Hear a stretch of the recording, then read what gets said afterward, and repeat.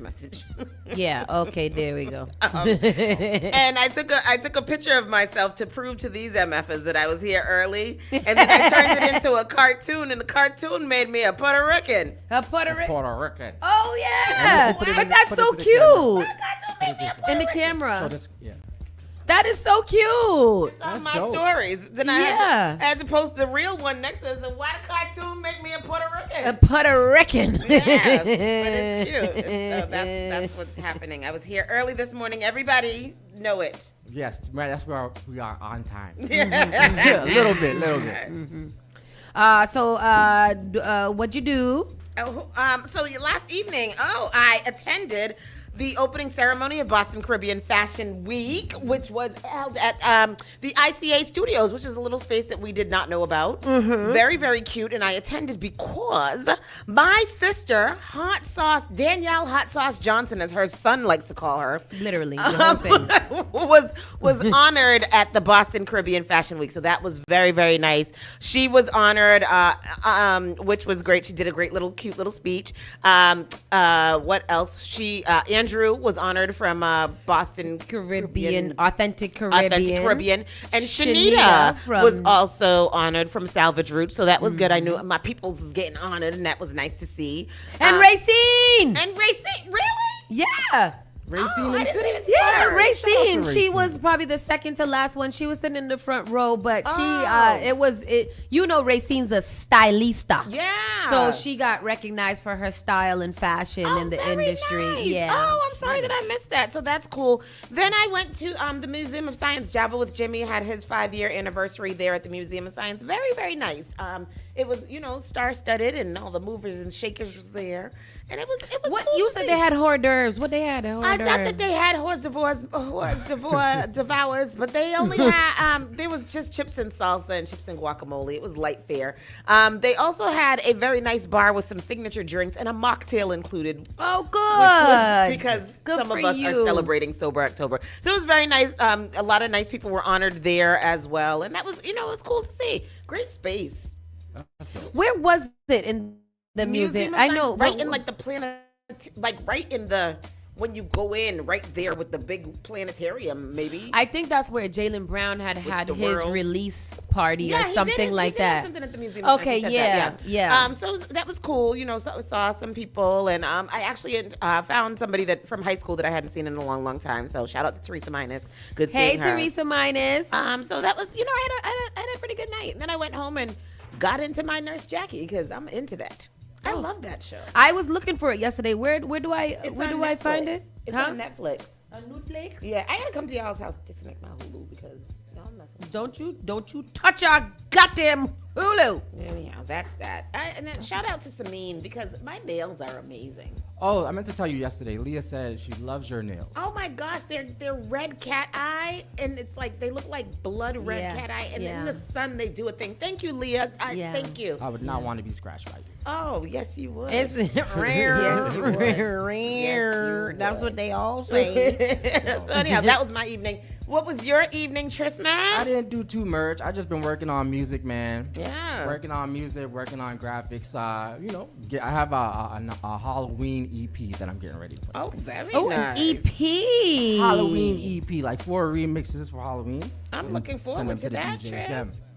Yeah, man. Me too. I can't wait to hear And then that. we are also, I'm letting the cat out the bag one time. Yeah. We are also planning a Halloween party with a twist. Yes. Cash Money and No limit. No Limit. Cash Money versus No Limit. Cash Money versus No Limit will be doing their verses, and we're gonna have a Halloween party. You gotta dress up like one of them. Yep. Or in that era, and you come to our Halloween party. Yes. And that's how we gonna make it different for And y'all. that day is what day is We're doing that? that on the 25th. 30th. That's Wait, the what is 25th. The 30th. The 25th is the Verses. thing, is the verses. The 30th. Thursday. The 30th. verses is on the 25th. Oh. What verses? What verses? There's an actual verses? Yes. Verses is coming back? Yes. That's what we talking about. Hello. Good What are y'all morning. talking It's about? Cash Money, No Limit, no Cash Money, and The thing we Yeah. doing. The thing we yeah, doing. it's an actual thing. Oh. Yeah. They bring I did verses not know actually that. back to do them to come That's for funny. them. I've been thinking about verses this week. Yeah. So Yeah, that's why happening. when you said it, I thought that's what you was talking about because we'll have it here. It'll be a watch party, Halloween party. Yeah. Yeah. There you go. I didn't know that. Look at how that all came together. So that will be the 25th, which is next Saturday. Next Saturday evening. What time is the thing at? Hold on. Damn, I want- Oh, wait. There might be an issue. But more info to come. Yeah. Stay tuned. Hold that in your hat. Yeah, let's put a pin in that real quick. Put that in your pocket and rotate real quick because we got to figure that out. Shit. Are y'all All gonna right. be anything for Halloween? Random question. Y'all gonna be anything for A Halloween? whore? Wow. Wow. Wow. No, but Halloween, I literally use Halloween to be a character, a sexy character. This year Halloween fell on the weekend. Oh, Me and the ghetto boys are trick or treat. Scrubbing little kids' can. what day is that? That's a Saturday. I don't know. Now I God gotta find a damn. Halloween costume. I wanted to be a sexy Buzz Lightyear, but Halloween's I on a can't. Friday this year. It is. Ooh, that's gonna be busy in the fun. streets. Yeah. Yeah. Ooh. All right. Anyhow, let's get into this show because we early today, boy. we were early into the building, but we're starting the show when we started. Let's be Mario and Luigi. Let's do it. God, let's do it. Let's go. Right. You're listening to Saucy and Friends in the morning with Miss Hot Sauce, Miss Tony, and Rockstone Triz. You're listening to Spark FM online. Call Spark FM at 617-272-3387. Your number one local radio. The Spark of New England, Spark FM. Bringing the heat back to the airwaves. Good morning. That's the kind of tune I like. That's the kind of tune. That make me want a spider. Yeah. Put my legs up Don't on the be wall. Maybe I'll be a spider for Halloween Oh. and be on the wall all Oh, night. oh wow. oh boy. That is fancy. That is one dance that I missed. That's one dance I missed. A spider. Y'all remember the spider. spider dance? Yes, I remember. I think all of those good dances, the mop the dread, the spider, all of them The good signal, dances the from back in the day. plane. Yeah. That was the first time I saw a spider. I was like, I'm gonna be in this. I'm in the dance hall. Oh, you are the dance hall. Inside the white church, probably about. Do y'all remember when they used to have the little boutique right over there by where Junior Rodigan used to have his shop Vibes that Gary Shop. Benton used to work in? There used to be a little boutique called Style Fashion. Style of fashion. I thought style of fashion was always just a thing. I didn't know it was a Girl, store it was too. a boutique Style Fashion. boutique. I remember I got a shirt out of there and went to a party at Salem State. Couldn't tell me nothing. Oh, shizzle, my Nothing. nizzle.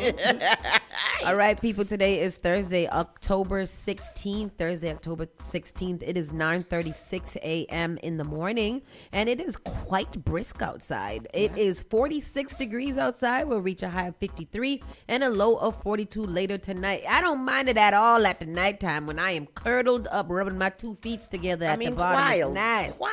I like a burrito, okay? Wrap up.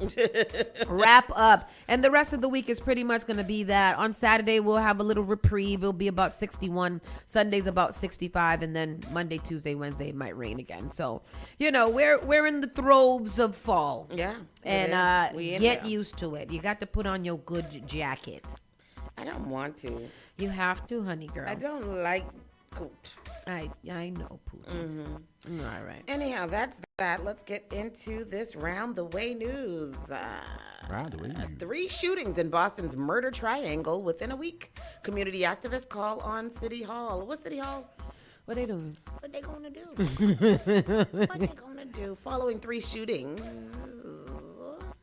within the last week, community activists are raising questions. They're calling on City Hall to address crime that has been coined the murder triangle, in what has been coined as the murder triangle, which encompasses Dorchester, Mattapan, and Roxbury. The recent shootings happened on Hiawatha Road in Mattapan, Dudley Street in Roxbury, and on Monday, a 61-year-old woman was gunned down in broad daylight on Washington Street. Did we hear about that? I didn't hear about that. No. No. Heather Cook is a community activist and has a sister who was shot at the age of 15. She said these shootings aren't anything new, but the way they are addressed should be. Murder and these independent acts of violence are not something that started overnight. I think there is a huge opportunity for the city to really lock in with the community. Oh, no, I'm still getting.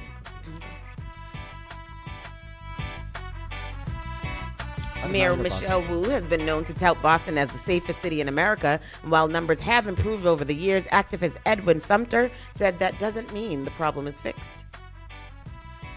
3 seconds. All right. Here goes the clip. Investigation in an area of Boston known as the Murder Triangle. The victim, a 61-year-old woman. Boston 25 News reporter Amel El-Hel is digging for Mel answers. El-Hel. That's my Amel, girl. community activists are fed up. We're on scene in Roxbury where a deadly shooting took place just a few days ago, and it happened in broad daylight. That shooting, coupled with 2 others within just the last week, have community activists raising questions. At some point, something has got to be done different. Community activists are calling on City Hall to address crime in what has been coined the Murder Triangle, encompassing Dorchester, Mattapan, and Roxbury, which is predominantly the areas where people of color live. Within the last week, we saw shootings on Hiawatha Road in Mattapan, Dudley Street in Roxbury, and on Monday here on Washington Street. No, but this one on police say Washington a Street. I didn't know here about 61-year-old that. woman was gunned down in broad daylight. Murder and these independent acts of violence are not something that started overnight. I think that there's a huge opportunity for the city to really, really lock in with the community. Mayor Michelle Wu has been known to tout Boston as the safest city in America. And while numbers have improved over the years, Edwin Sumter and Heather Cook say that doesn't mean it's fixed. What is she going to do in her second term? And it appears right now that there will be a second term. What's going to be different? Connect with the people, find out what it is that they need, what they're lacking, and get those resources to them so that we can really start to build so that we can heal. Monday's deadly shooting marks the 27th homicide of the year in Boston, more than were recorded all of last year. This is not anything that's new. It's something that we've seen before. There's no evidence that these shootings are related. They seem to be sporadic, they happen, but they all have 3 things in common: victims, a gun, and somebody pulling a trigger. The investigation into the shooting that took the life of a woman here on Monday is ongoing. I did reach out to Boston police to learn what led up to that shooting, but they told me they have no updates to share at this time. I also reached out to the mayor's office, but I have yet to hear back. On scene in Roxbury, I'm Amal El-Hel, your local station, Boston 25. I like her. Me too. Yeah. What do y'all think? Yeah. Do y'all think that the city's not doing anything? So this is the hard part for me because I see this. I want us to all be on the same page. When they say safest city, it's not saying without violence or crime. Yeah. It's saying compared to all of the other cities that we have here in the United States, this happens to be one of the safest of them. So of the deaths, say everybody else has 100 deaths, we have 25. Right. That does not mean that those 25 deaths are less impactful. Yeah. But safest city means compared to everybody else, we are one of the safest. So now if we get on that one plane, then I think that we can understand that, yes, we'll always have work to do because we don't want to be the safest. We want to be a safe city, period. Like, period. We don't want deaths. We don't want violence. Nobody here wants to deal with it. Nobody wants to suffer. But until we figure out until minimum wage goes up, I think it's going to keep on happening. Yeah, the crime is going to keep on happening until the economy is better. Yeah. Or until that's what it is. It's until the economy is better, until the community is better or feels better. These things are going to keep on happening. It's crazy. What was you going to say, Tristan? I was going to say, if y'all think we should increase policing in the neighborhoods. The National Guard! Me personally, like being in Mattapan has gotten a lot more violent. Yeah, because, Yeah. And I don't really see too many police around. So I do believe that more community policing does need to happen, especially in the murder triangle. Yeah. It needs to be a bigger presence to at least deter people from doing foolishness. I believe if somebody saw a cop, they might be like, I got to get this nigga later. I can't do it right now in the middle of the day. I got to do it some other time. I don't know if that fixes it, but can't call it the murder triangle more than more like murder road. One road connects all hoods. Like regardless of what it is, I don't know. I ain't getting paid enough to think about it. Unfortunately, what can they do? They're putting up community centers all over the place. They're increasing youth jobs. They are increasing open community space and different things for people to be able to do. I don't know. I don't know the answer. I don't know. Do you know what's so crazy? You always say it like money doesn't solve problems. It could solve every single problem that we have. It'll solve all my problems. Yeah. It'll solve every problem that I ever have. Yeah. Would be solved with money. So I don't understand that mentality from people. I don't. I hate it. I actually like abhor it. What is it? Abhor it. Dehor it. But like it is one of those things where you're like, everything could be fixed with money. Yeah.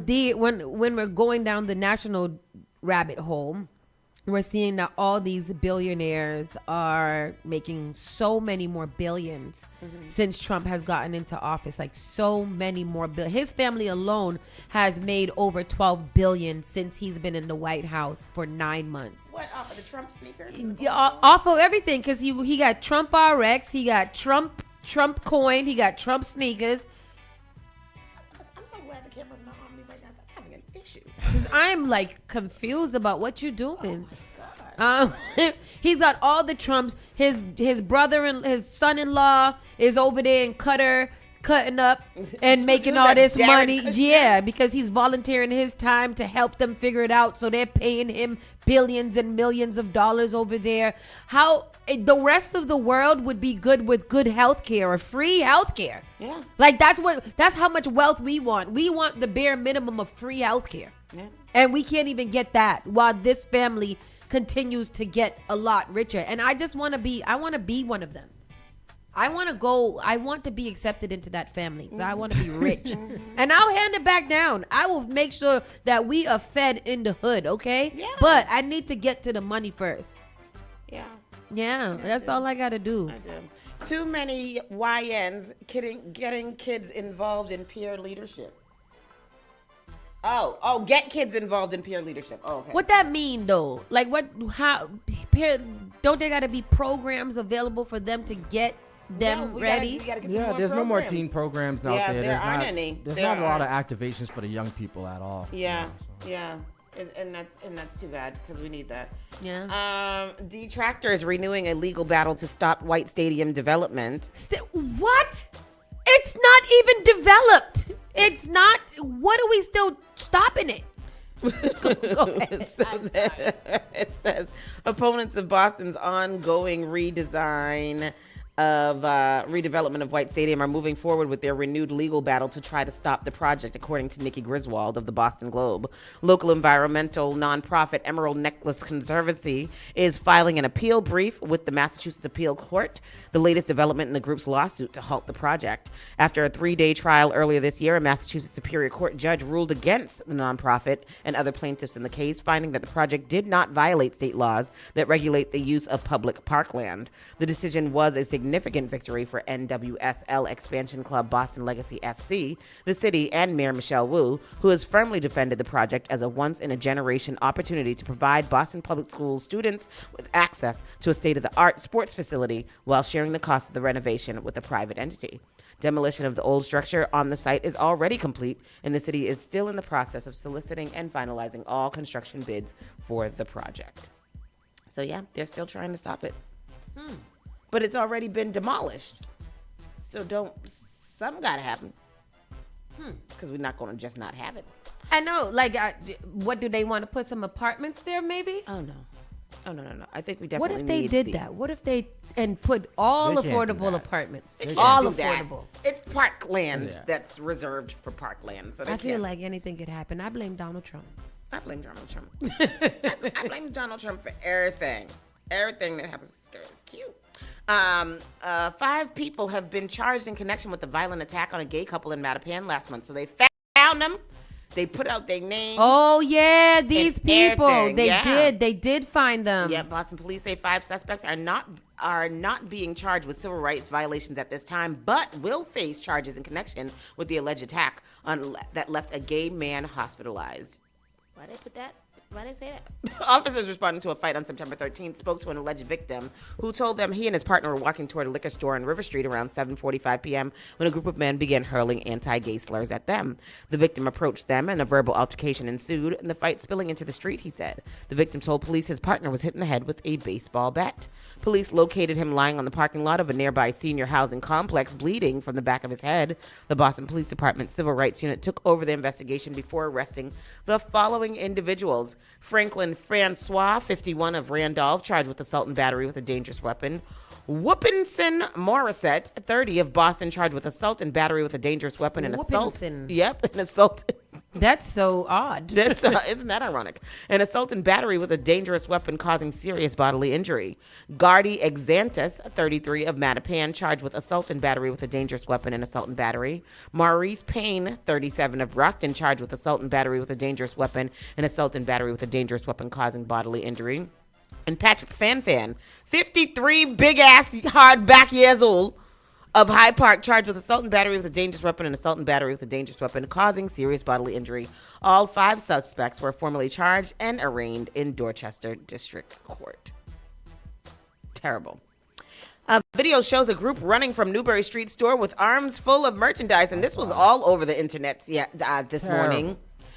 Video shows the Boston police are looking for at least 4 people who were seen on video running out of Lululemon on Newbury Street with thousands of dollars in merchandise. And I'm confused by this because why y'all stealing Lululemon when everybody can get good leggings from TikTok Shop and Temu? And those leggings are of quality. Those are good quality, nice leggings from Temu and a TikTok Shop. Temu. So what's the Lululemon? What's that? It's a athletic athleisure. Okay. Yoga clothes. The Boston Police Department released video of the incident that happened Monday, October 13th, shortly after 7 p.m. Police said the 4 suspects grabbed armfuls of the clothing off the racks and fled the store. They were last seen leaving the area in dark-colored sedan and heading outbound on Newbury Street. You know, the thing is about that is, remember we read our friend. Ooh. Shauna Bryan. Oh, you kind of early. Can you go sit down somewhere, ma'am? Kicking the door, waving the 4-4. Yes, so no, Lululemon, remember we talked about that, they can't be chased out of this store. The Lululemon employee was just standing right there. Look at her, she was just like, oh, damn. She was standing right there as they was running around her. Yeah, David, that's right. Police, they say those thieves, they got away with actually more than $6,000 worth of merchandise. And Lululemon surveillance cameras, they captured the whole snatch and grab incident on camera. Today, shoppers that I spoke with, they were shocked when I showed them. Oh my God. Oh my God. Handfuls. There was a common sense of disbelief seeing this surveillance video today. It shows 3 people running out of Newbury Street's Lululemon on Monday night. Police say their arms were piled with stolen clothes. What do you think about this when you see this video? Stupid. I think that's a ballsy move. Yeah. It makes me feel a little sad. I mean, you see that happen more, I think, in New York and L.A. According to the Boston police, the heist happened not long after 7 p.m. All right. I didn't think it was that bad. I mean, it makes me sad because I'm so sad. Why are you sad? Was that the Lululemon employee just standing there while they were running out? Yeah, they can't do anything. Yeah, they got to just sit there. I mean, I would have ran to the back of the store or something like that. I wouldn't have ran after them, but she's just standing there. Look, she make it look like it's an inside job. Like, hurry up, go. Hurry up and go. I'm not going to stop you. Go on if you're going. I don't know, but that's crazy. District 7 Boston Council candidates talking housing in Mass and Cass. I wish they Saeed would answer an email or something. Boy, I'm about to call them out on the Facebook right now. I know who not getting my vote. Shit. And Minion, what do we? Let's go find Minion. I don't vote in District 7, so that's why. But still, anyhow, it's the only position without an incumbent on the November ballot. Boston City Council District 7. Both candidates spoke to WBZ-TV about their plans for affordable housing and recovery at the area known as Mass and Cass, and why each of them believes they're the best man for the job. The seat was left empty after former Boston City Councilor Tanya Fernandez Anderson was sentenced in federal court in Boston in September. $7,000 kickback from a staff member's city-funded bonus. 11 hopefuls were looking to fill the seat. Now it's down to just 2, Reverend Miniard Culpepper and Saeed Coach Ahmed. I spoke with both of them about 2 key issues in this race and why they believe they're the best man for the job. District 7 is a culturally rich Boston City Council district, bringing the 4 unique communities of Roxbury, Dorchester, South End, and Fenway together, each with their own identity but also with shared goals. At the top of the list this campaign season, housing affordability. The priority for me and many of the district residents is to deal with this housing issue. We're in a housing crisis. Reverend Miniard Culpepper, a lifelong resident of District 7, a pastor of Pleasant Hill Missionary Baptist Church, founded by his grandfather, and an attorney, says he believes his experience in public service, specifically with the U.S. Department of Housing and Urban Development, equips him to make real change. We are talking about how you would handle the housing crisis. Can you sum up those 4 points? Gentrification neutralization plan would consist of Section 8 home ownership, public housing development, ownership by the tenants, home ownership through HUD acquired homes, I'm gonna cut this through short because a this lottery. is kind of long. How do y'all feel about the Minion Culpepper? I don't know. He's been around for quite some time. That's one thing that we do know is that he's been around for quite some time. I don't know much about either one of them, and it sucks because I am District 7 and I feel like I should know who these people are. Like I feel like of all the people honestly that they're talking to, I feel like I am some of the people that they should be making sure that they, get in touch with.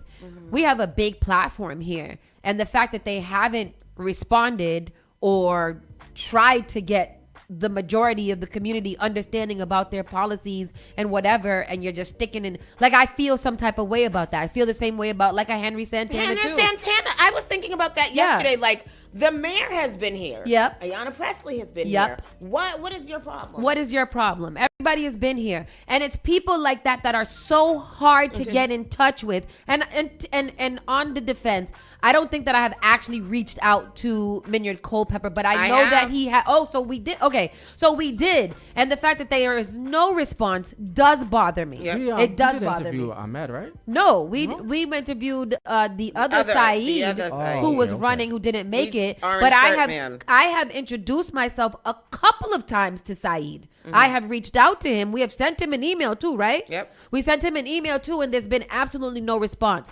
So them being in my district and the 2 candidates, I don't know who to decide. I might blanket on that one. Yeah. You know what? The other day, somebody was saying something to me about Frank Baker and don't vote for Frank Baker and da-da-da-da-da-da-da.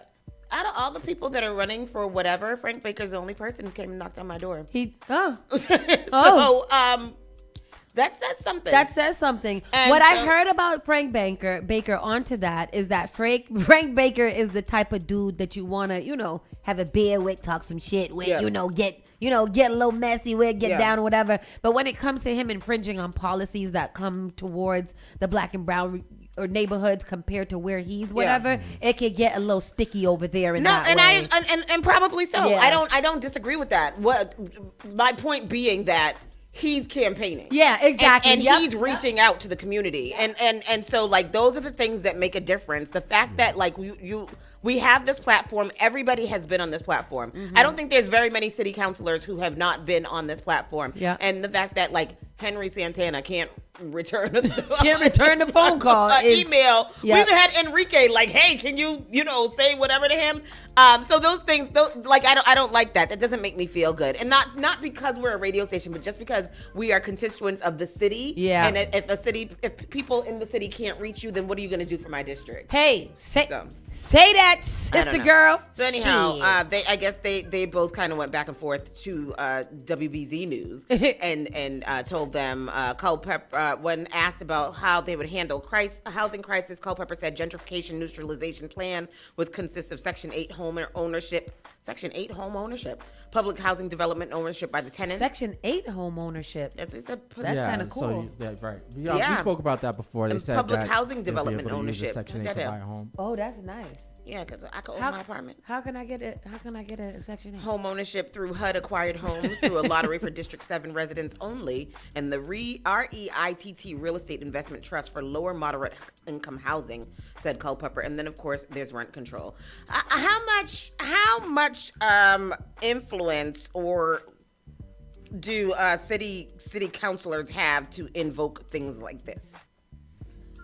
Good question. I think that they are more so the liaisons to get the conversation higher to the ranks of those who can. Mm-hmm. I feel like they are our spokespeople for the most part who advocate for things that we do need. Mm-hmm. But that question in itself, we're gonna have to say for Mr. Carlos. So they can make a suggestion, but they're not really going to. They can't push it, right, or something like that. I don't know. These Ahmed said these developments are going up.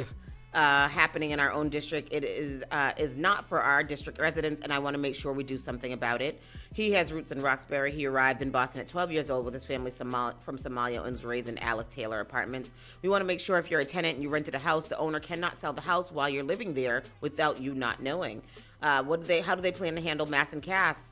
Culpepper says, I think another critical issue for the entire District 7 and outside of District 7 is mass and cast. I think we've got to do something about mass and cast. There's been discussion about where do you put it. Look, let's just do it, said Culpepper enthusiastically. What does that mean? I don't know. Put it where? Ahmed, who didn't go much into detail on the topic, mentioned that the proposal of a safe injection site. He also wants to give South End residents more of a say in this issue at City Hall. We want to make sure that we don't get lazy advocating for these people, said Ahmed. They are somebody's sister, daughter, mother, brother, father. This is our community. They also want to empower small businesses. They both had something to say about that. We want to make sure that we empower the small businesses that we have in the area, said Ahmed. Start working on developing intentional investment in the business to grow them so that 10 years from now, those businesses are booming and you've got a whole different District 7, said Culpepper. You know what's it's so crazy? You know when when you're taking a test, right, and they're always like the longest answer is the best answer? Yeah, that don't be true. But I feel like, well, yeah. Yeah. If you're interested in learning more about the candidates, a debate will take place on today, Thursday, October 16th. Oh, that is today. And damn. That will be streamed on WBZ TV. The debate is hosted by the Urban League of Eastern Massachusetts and will be moderated by John Keller and Jaquetta Van Zandt. What time is that? Oh, she put the letter in our thingy in our thing. Yes, she did. Hingham police say a man who drove past a stopped school bus claimed the car was in self-driving mode, and there is a little video there with that. These self-driving cars are probably not the safest things for the world. That was it? Oh, that was the story? I got you. Yep. I got you. Hingham police said a man who drove past a stopped school bus was in self-driving mode at the time. Tonight that the driver who went right past a stopped school bus said he was in self-driving mode at the time. An officer's dashboard camera captured last week's incident on Lincoln Road. The bus had the red lights on at the time, and the stop sign was out, but the driver never slowed down. Police cited the man, saying even if there was a self-driving option, the driver still has to pay attention to what's happening on the road. Exactly. That's news? I can't believe that's news. That's it. That little piece of news. It just goes to show. Remember, we were watching that video the other day with the self-driving car at the railroad, on the railroad tracks and all of that. So, did we ever put that video in there? The one that you showed us when the lady wrapped around or wrapped around or wrapped around. The 82-year-old woman survived. Did we ever show that? She is RoboCop. I don't know if we ever showed it here, but that was crazy. An old lady drove through the blockade and got stuck in the middle after the lights were flashing, and she went through, and then the gate came down, and the train came and hit her car and wrapped it around and around and around a pole. An 80-something-year-old woman, and she survived. And she was untouched? She was untouched. It was here in Massachusetts. Was it? Yes. I remember. I don't remember it because I was there, but you know, like I didn't know it was. That too. We gotta find that. We'll show it. We'll show it before we start the next segment. Anyhow, no, lies. Mayor Michelle Wu appoints healthcare reformer Dr. Guy Fish to the Boston Board of Health. So this is a new high-ranking guy. Mm-hmm. He is black. And that is nice. Boston's quest towards expanding health equity and offering better care to its residents took a significant leap forward with Mayor Michelle Wu's appointment of Dr. Guy Fish to the Boston Board of Health. Dr. Fish, who is the CEO of Codman Square Health Center, is set to bring his substantial experience to healthcare reform to the city's oversight body. Marginally highlighted is his passion for accessible healthcare and his dedication to health equity practices, which Mayor Wu believes will enhance the welfare of Boston's communities. I have sincerely appreciated Dr. Guy Fish's partnership as a community health center leader, and I am excited to see him take on this new role on the Board of Health. Dr. Bisola Ojikutu, the City of Boston's Commissioner of Public Health, told the Boston Government News Portal. So congratulations to him. That is a great thing. Good for him. Yeah. Yes. And yesterday, groundbreaking ceremony was held for the new Dorchester BCYF that is going to be in Grove Hall, where Uvia was. I just saw a status about that from someone who was kind of opposed to it. And I always like to hear the opinions of others. But go ahead with the story so I can find out. City officials, including Boston Mayor Michelle Wu, are at the groundbreaking ceremony in Dorchester Wednesday for the future site of the new Boston Center for Youth Families Grove Hall Community Center. Right now, the Geneva Ave location is a city-owned vacant lot, but Mayor Wu said the site will soon be transformed into a new, thriving community center that Grove Hall families deserve. For too long, Dorchester's BCYF centers have been makeshift, shoehorned into leftover space, squeezed into the bubble in other locations, she said. The mayor added the new center will feature modern amenities for local residents of all ages. This new, sustainable, state-of-the-art building will have a gym, an accessible pool, spaces for our seniors and our teens, community and conference rooms, art and tech rooms. Officials said the new 42,000 square feet facility will be Dorchester's first standalone BCYF center since all of the other centers are currently in school buildings. The new center is being funded by Boston's 5-year capital plan. You know what? That last sentence kind of brought it home because the message was they broke ground on the new Grove Hall Community Center, a space that will serve as the heartbeat of our neighborhood. In partnership with Mayor Michelle Wu and the community, we're building more than just a facility. We're creating a home. Across the street is, that wasn't it. They are, this is all dope and definitely needed, no doubt, but why not start with the neighborhoods that don't have a community center at all? Build one there first. What about the kids on Geneva Ave, the other end of Geneva? Where do they go? What about the kids at Fields Corner, Bowdoin? Geneva Ave not that long. Just go up the street to the one that's right on Geneva Ave. And they were like, the BCYF was already in the Burke School, but then he addressed that he was like, there's no community center outside of it. That's right.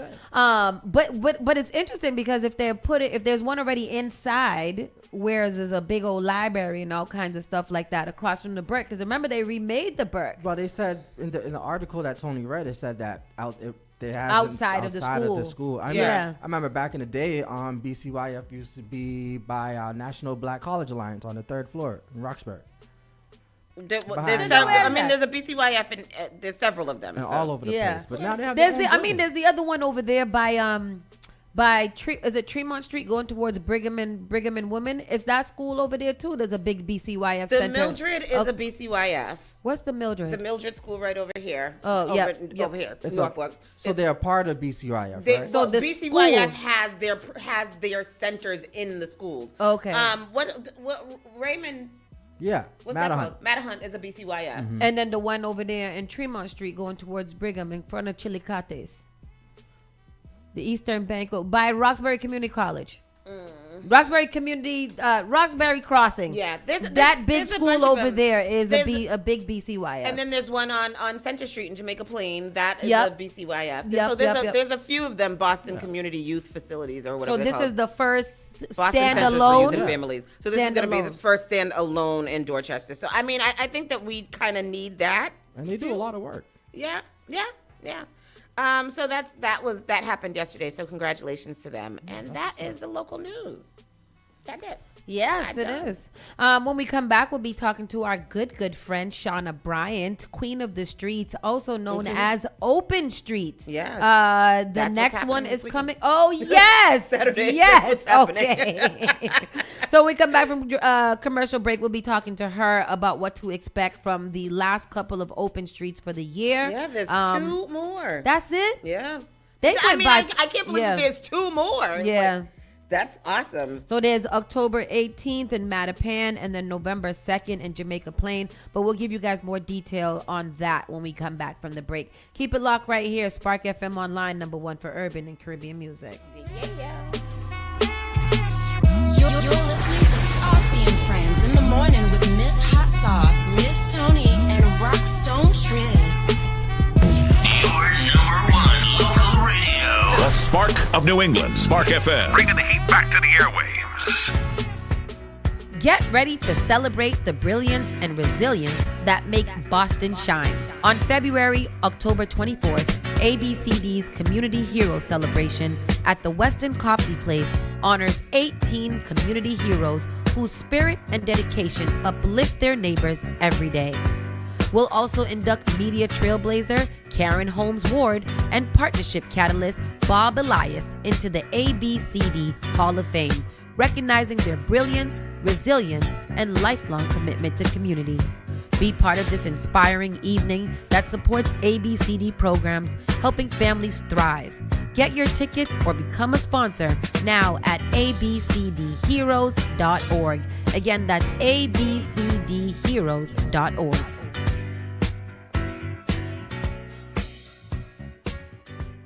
Each and every Saturday night from 6 to 9 p.m. inside the Avenue, where you bring the drinks and we bring the vibe. My name is Gary Banton alongside my co-host Big Trini, right here in SparkFMOnline.com, the #1 place for soca, hip-hop, R&B, and more. Each and every Saturdays from 6 to 9 p.m. It's the Avenue. Advertise your business, brand, or music on Spark FM. Contact us at SparkFMOnline.com for more information.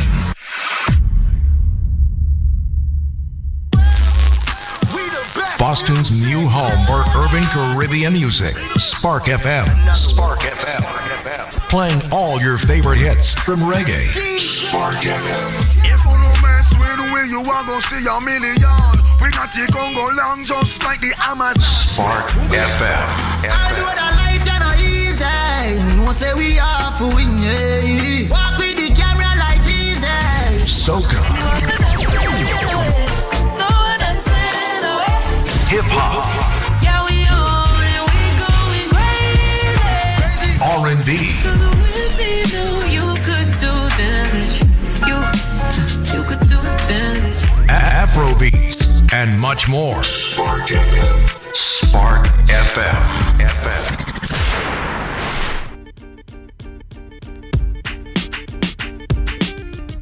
I wanna know your name and I wanna know if you got a man. I wanna know everything. I wanna know your number and if I can come around. I wanna know every time. I wanna know if I can do it on time. Cause you're telling me you're just a friend. You're telling me you're just a friend. Yes, Spark FM Online, #1 for urban and Caribbean music. We are back in the building.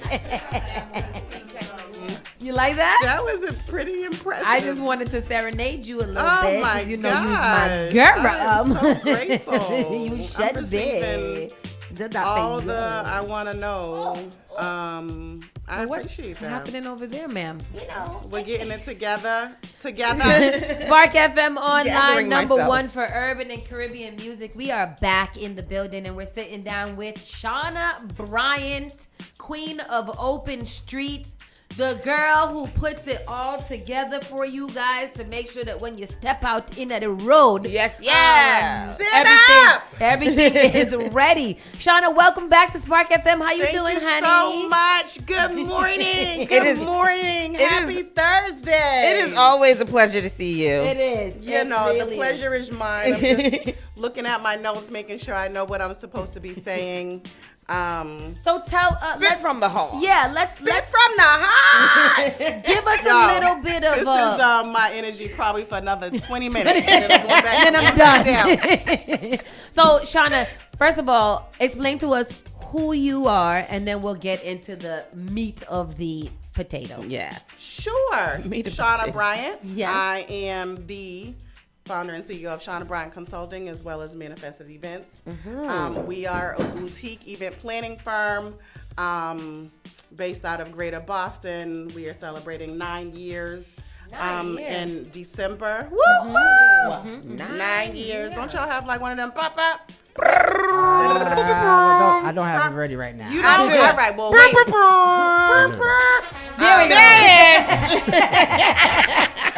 9 years, and we specialize in working with nonprofits, small businesses, and government entities to do anything from galas, signature events, to large-scale open 52 block festivals. Yeah. So festivals. We don't block parties. Festivals. Where did the idea for Open Streets come from? Yeah. Like what is Open that? Streets is an international concept. It started I want to say Bogota, Colombia. Really? In the 60s, where you can be outside all the time, and so why not just shut down the streets and have regular events and vendors and something like an open streets. And so it's evolved over the years, and I think every city just kind of makes it their own, but the concept of car-free shut down socializing the streets, socializing outside community events is the general concept, and then you figure out how you can tailor it to that community, that space, because all of our routes are a little bit different. Some have roundabouts, some are long straight lines, some are X. So it just depends on what it is. The lengths are different and all of that. But we did not create open streets. We just developed and created it into what it is for the city of Boston. I love that. Makes I love sense. it. Makes sense. So it started out as what? 3 streets? 3 streets. 2022, it was 3 neighborhoods. 3 neighborhoods. Dorchester, Roxbury, and JP. And then year 2, we went to 5 neighborhoods and added Austin, Brighton, and East Boston. And then last year we did 6. 6. We did 6. That's a lot. Yes. And this year is how many? This year is 5. 5. We're feeling like our magic number is 5. I think so too. Did the communities ask for that? Like they asked for open streets or for more? For more. The community has asked for more. Yes. Each neighborhood has put in requests. Yeah. Every year we have a survey that we've used and put out for the last 3 years at least post event, and put neighborhood liaisons at the mayor's office. They also hear what's going on and what the requests are, so it's come from them as well. Yeah, because it's a great event, and once you go to one in another neighborhood, then you're like, hey, I want this in my neighborhood. So let me ask you this: how, just from what I hear, people always want to know how they can get involved with Open Streets. And if you don't know what Open Streets is, again, she kind of explained it. It's just open the streets. There are vendors lining each thing. There's different activations going on at each corner, at each couple of steps you take. There are different businesses that come out. So let's go over what it is that we do there, and what is Open Streets? Let's get to our highlight reel. First, Open Streets is going to be the streets. Towing starts at 6 a.m. on Saturday, this coming Saturday, the 18th. Towing starts at 6 a.m. The streets close. You cannot come down Blue Hill Ave through Mattapan Square from 8 a.m. to 4 p.m. And so the route is going to be Blue Hill Ave from River Street, or where 138 starts, to Blue Hill Ave, right there at Babson, and basically the beginning of where the Mattapan Health Center is. Okay, so you it's will be able to Mattapan take a Square. left onto Babson. You will not be able to go straight onto Blue Hill Ave. Okay. And so the event itself is 10:30. Give us to at least 10 to be, people ready, right? Mhm. But the event is from 10:30 to 3 p.m. And then we quickly shut it down. You guys shut that thing down very quickly. I mean, 3 are, o'clock hit and the trucks is like, y'all got to go. If you Yes, didn't go no, before, you we got are to go very now. good and proficient with shutting down everything. Shut How long down. does it take one to plan something like this? Like, how do you I know plan we so getting many into at the same details. time? Like, How do you plan ow. something like this? So this is a good time to then to give our shout outs and our thank yous to our Yes. many partners that this is a extremely collaborative effort with the City of Boston Tourism Department in particular. I'm going to shout out our partner in crime, Pilar, who's on the ground with us, and our direct contact to all things that we need from the City of Boston, permits and working with public safety. Shout out to public safety. They are the ones that have to manage and actually shut the streets down for us. So we are very grateful for them. And then our SBC team, this is the how. How do we do this? Over the years, we've just kind of figured out the formula of, what directors we've got to outreach, marketing, programming, and logistics that manage, then have teams to manage what's going on the ground. Outreach is out here sharing information, connecting with the local organizations like the Main Streets, Greater Mattapan Neighborhood Council, Mattapan Health Center, Mattapan Food and Fitness Coalition, right? So really making sure that really is a collaborative effort. well, yeah, particularly when it's a new neighborhood, right? Like we need to make sure that we're talking to all of the right people, and then we're putting collateral and business windows and lawn signs and fence, the large vinyl fence signs. We have the City of Boston. They are using the Office of Economic and Inclusion. The tourism, the Visit Boston. There's like 3 or 4 social media pages now that are regularly posting about open streets, as well as the mayor will then get tagged, so her page as well. And City of Boston, we've got that, and then we do print. So we do newspaper ads throughout the series. In the beginning, there's these are the all 5. And we hit, multiple newspaper ads, local newspaper ads. We're grateful to be on the air with you all. It's just a lot of activations, resources. It's a lot of resources and a lot of people that need to know what they're doing. Outreach. Right, a lot of outreach. Our programming partners or programming team consists of 3 mighty, powerful people, but 3 to be clear. We have over 800 inquiries this season. And so when you go to the Open Streets Boston page and you fill out that you want to activate, whether it's as a vendor and or resource organization. What's the page? Oh, what is the page? Says Danielle. The page is boston.gov/Open Streets. Okay, gotcha. And so, we've got all these folks that are pulling it together, but I just want to say, and highlight, we have over 800 intakes on our programming forum of people that are interested in participating in all some open streets, right? And so that all has to be managed. It's there somewhere. How do you search open streets? How do you get them? How do you narrow that down to the How do people you that you're narrow going to that have down down? and people not be upset? Yeah. And make sure, so it is called placemaking. It is called legitimate, strategic. Where and how are we plugging and playing, right? Okay. So this is a plug and play. We've got a vendor row. We need 50 vendors that are selling their wares. They're gonna go in this large strip. We've got a resource row. They're gonna go in this lot or this strip. Okay. We've got a kids hub. We've got fitness, we've got a live stage, we've got music. And so it really is when people want to say and want to tell you where they're going to set up, which happens all the time. No, we're up until the day of, they will tell you where they want to set up. So I feel like some people might not be too clear on what we're talking about. I want to expand on that. So Open Streets is a time where you can get your whole family together and actually explore your neighborhood. There's a lot of times where we're living in our neighborhood and we don't really explore it. We don't really support the businesses that's around there. So this is a chance where you can take the whole family, go on your street, your main street that's in your neighborhood, and go and really have fun out there. Get her done. Have the kids with their scooters. Absolutely. Oh, I love it. I did my scooter down there one time. And, bring the animals out. That's the Sparkell's favorite time. That's little dog, big dog. Every dog is out there. It's a dog. Some cow dogs out there. But yes, thank you for that. So really, it is an opportunity to just come out with your family and have a good time. There's lots of free activities. We've got balloon artists, face painting. We got Dream Kids Spa that does a slime making. Oh, they're so friggin' awesome. They're my amazing. God. We love them. Yeah. We've got Jay Caricatures, which is new to our rotation this year. So he does free. Oh, he's caricatures, great which is too. fun. I met him once. I didn't get one. You I'm didn't gonna get one. All right, well, there's only 2 more, so Oh, pick one Dios while you mío. can. I'm gonna get it. We're gonna have a Haitian band do a set all the way around. I love them. With little horn and drums. Is it the Ricky? What is it? It's that. It's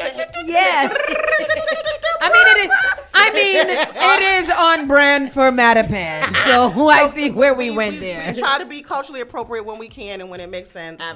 So we've got DJs. We have the local businesses that we know and will encourage everybody to patronize, right? So Brothers, that's been there forever. I used to go there with my grandpa for breakfast, so forever. Le Foyer Bakery, Mattapan House of Pizza. We've got new Marabou. I don't remember the Jamaican Is Le Foyer restaurants. gonna have some samples? We will see. You They're right need on to the corner of the block. Tell So them right now that they need to have samples outside. Have samples, please. But yeah, so we're excited. Boston Flower Co. is going to come around and be a vendor, which is one of the new businesses in the neighborhood. And so there's just going to be a lot going on. Some dance lessons. Rhythm Riders is going to join us to do some line dancing. Yes. So yeah, just come on out. 10:30 to 3 p.m. Lots to do. Over 200 programming partners. So that's vendors and or resource organizations. Lots of departments from the city of Boston will be out there sharing information. We know that Boston is service heavy, not always the best at sharing the information, right. Communicating all of the things and resources that are available. So that's another huge part that people do literally come out to open streets and be like, I didn't even know that this was for me or for my our elderly community or our older and wiser community, right? Like there's resources for anything and everything, your dogs, your cats, your kids, right? Fitness, all the different things. So really just come out, support, get some information, have a good time. The kids will have a good time. The parents will have a good time. If you want to dance in the streets, you've never been to Mattapan Square where they shut down the streets and there's no cars because it's never happened. Whoop, whoop. Yeah. Shout out to Open Streets and Shauna Brand Consulting. Cool. So yes, please come out. It's going to be a good time. We expect thousands of people. Be patient. Oh, yeah. Those of you who are inconvenienced, we hope that the inconvenience is worth it because it does also contribute economically to the community. And we're bringing new faces to Mattapan that may not that love Open Streets and didn't know about Mattapan, and so it's important. It is important. One of the things that I did hear, just that you just said that, is that it's not a lot. It's not a lot at all. It's probably like a small handful of people will be like, oh, it's so convenient, sit down the street. And I always think like, it's one goddamn day and for a couple of hours, like what is it that would make you angry about being able to go outside and just walk and not have any problems, eat, shop, dance, play it's for a couple of hours. Somebody's black heart. Make it make sense. Make it make sense. But you know what? We just know that there are early adapters, right? And then there are people that kind of need to have a proof of product. And so we proudly can say that at this point we've done, this will be number 18. Want to do another? Number 18 of shutting down streets. And so, Mattapan's first, but our 18th. And for a lot of our vendors and programming partners, it's also their 10th plus, right? Like we've got some folks that may be new, but we got lots of folks that are returning. And I think something else, really just to highlight, it is an opportunity to see a new neighborhood. So if you love an Open Streets, you're going to love an Open Streets Mattapan, and you're going to, experience something new and exciting that will help, hopefully, even those that live here. If you're not on foot in Mattapan Square on a regular basis, this creates an opportunity for really see what is there. And some of those new establishments that you may or may not have visited or even known about, in particular, the restaurants, right? Like, and this is not the last one, because you have one more after this one. We do. Yes, in Jamaica Plain. Number 5 will be in Jamaica Plain. That's the big one. That's 52 blocks. It sure is. I like to ask you this question. I don't feel like you ever answer it for me. Which one is your favorite open street neighborhood? Ever answered it. I think they're all a little bit different. I will say I prefer the ones that are in the warmer months. Yeah. To be clear. Because you're only. Because to be clear. Yeah. Yes. It's going to be like 35 degrees when we're out there at 6:30. Well, Saturday's going to be 61. Somebody got to have a little hot chocolate. Right. When we get out there, it's cold. So I think a November fall one in Jamaica Plain is beautiful. I'm totally and awesomely looking forward to Jamaica Plain. And awesomely. I value a good open street because I get to be outside. 52 blocks sounds crazy. But you know what? I'm going to say, favorite-wise, it's the one that's like 5 minutes from my house, which is Roxbury. Roxbury. And it like what an honor to be able to shut down that in your neighborhood. Yeah. A neighbor, something that close to home that I literally drive down on a regular basis. And so when there is no open streets, I'm like, oh my just walk to it from your house. I can all need a little wagon. Yeah. So Roxbury is my favorite. Will be always. It's also for my culture. Like I don't have to be apologetic about that at all. I have one question. What would you like to see from the community when it comes to these events? Support them. Yeah. Come outside.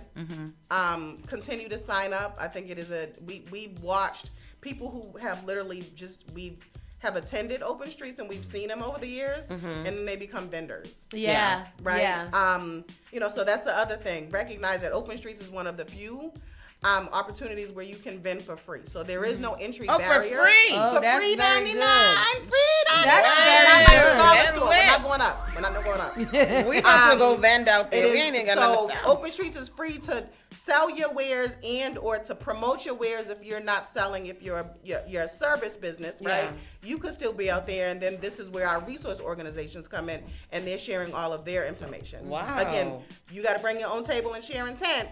You gotta bring all your own we ish. will give you the 10 by 10 space to set up however and how engage however you want, sell and or share information. And so I think that's the other thing that I hope that, even if there's young children that have started, their businesses with parent because that's so cute, because it's an opportunity, right? And so being able to create this ecosystem of micro businesses that don't have an entry barrier.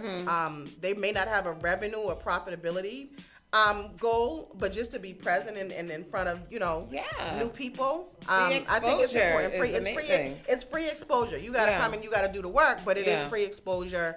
So hopefully more people know about that. Yes, I said 800 plus people sign up for these. That's a lot.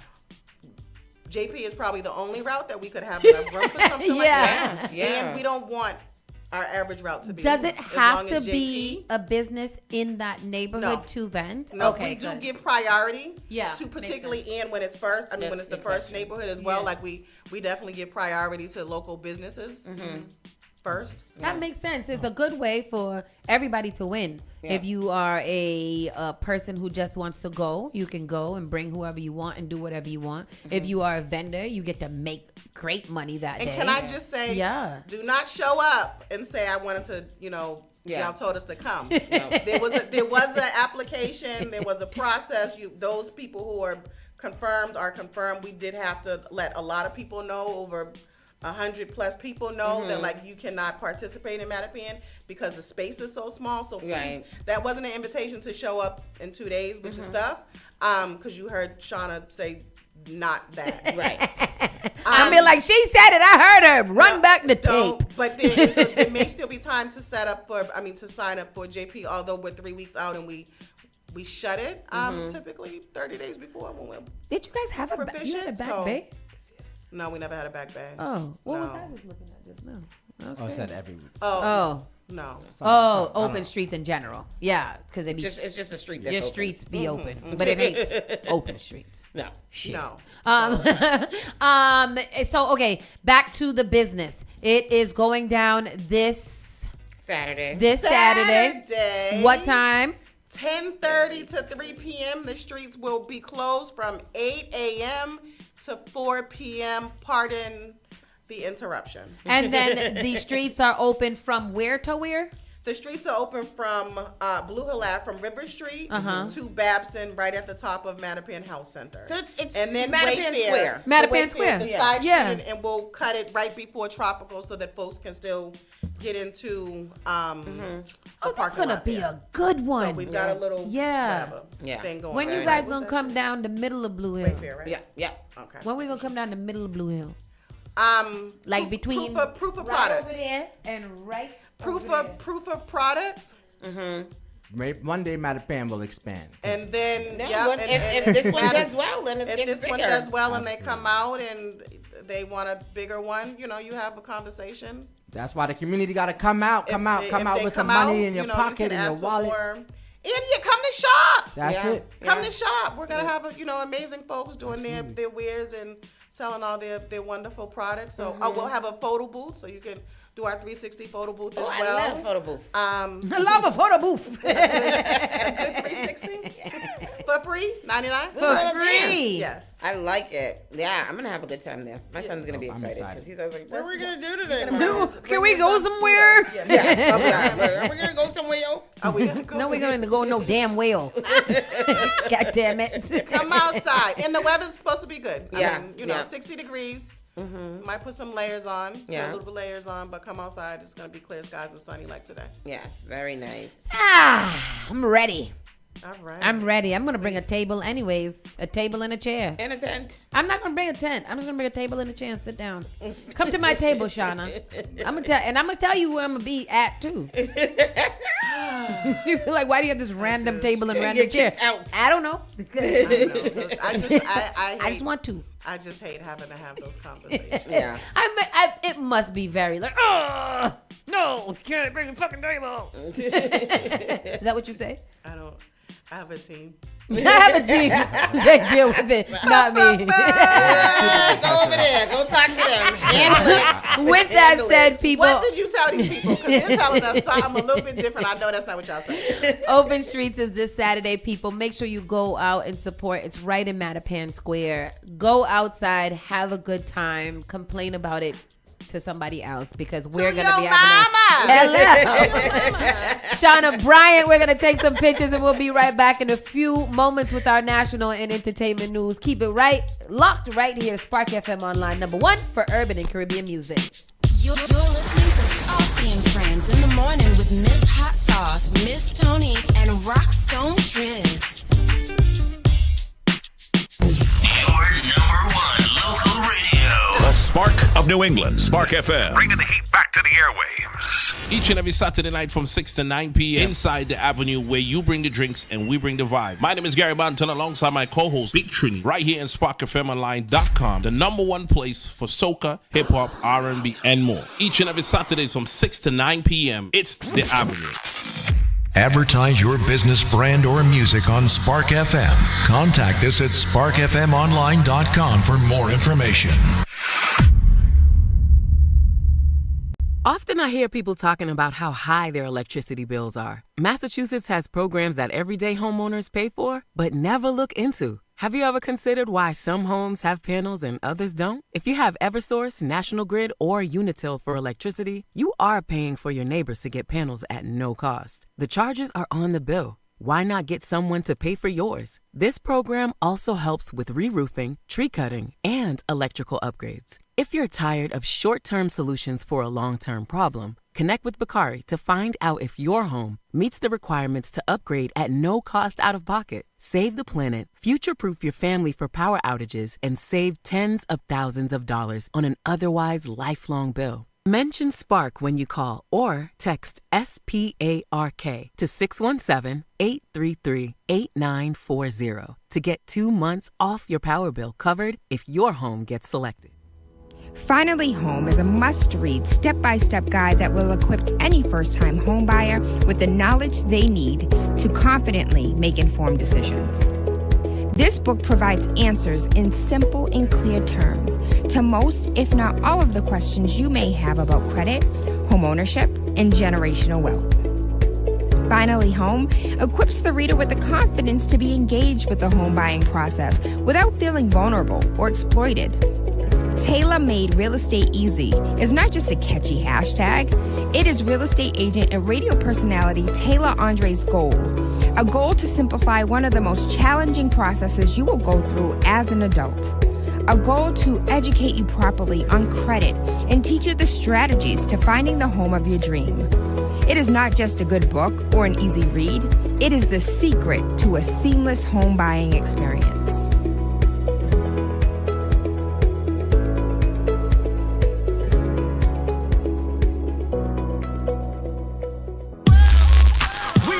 Boston's new home for urban Caribbean music. Spark FM. Spark FM. Playing all your favorite hits from reggae. Spark FM. If you no mess with the way you are gonna see a million. We got the Congo long just like the Amazon. Spark FM. I know that life is not easy. No say we are for win, yeah. Walk with the camera like Jesus. Soca. Hip hop. Yeah, we going crazy. R&B. You could do damage.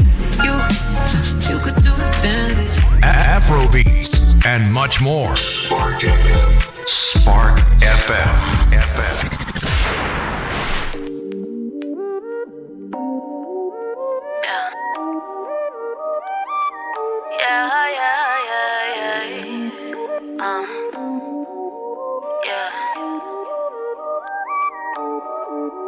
I got the sauce, yeah, I'm saucy.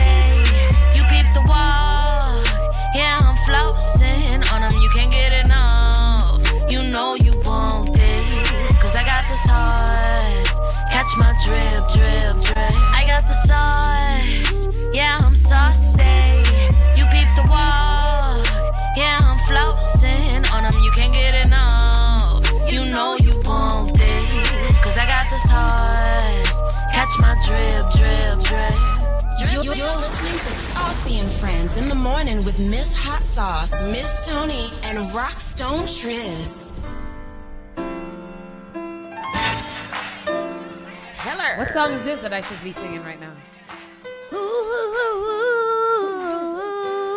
Yeah. Saucy and Friends in the morning on Spark FM Online. Rockstone Triz, Miss Tony B. Knowing, and Hot Sizzling Sauce. Yeah. It's time for our national news. Let's see what's going on over there. The internet is cheering on this woman cussing out ICE. Where is she from? I couldn't place her I accent. think she's Jamaican. Is she?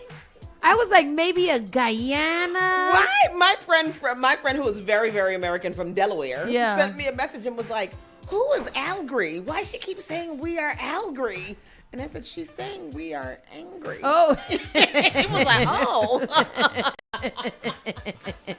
like, in this event, it's the first one up there in the blue, right on the national news. Yeah. In this first one, I guess a family member of hers was detained, and she was being pretty much, she was angry about what was going on, and then they started, just kind of antagonizing. The background was about it. I never saw that. The family had somebody had just gotten detained. Oh, okay. And so she was upset about that and cussing them out, and then they decided that they wanted to start taunting her, saying little foolishness. Yeah. And she got mad.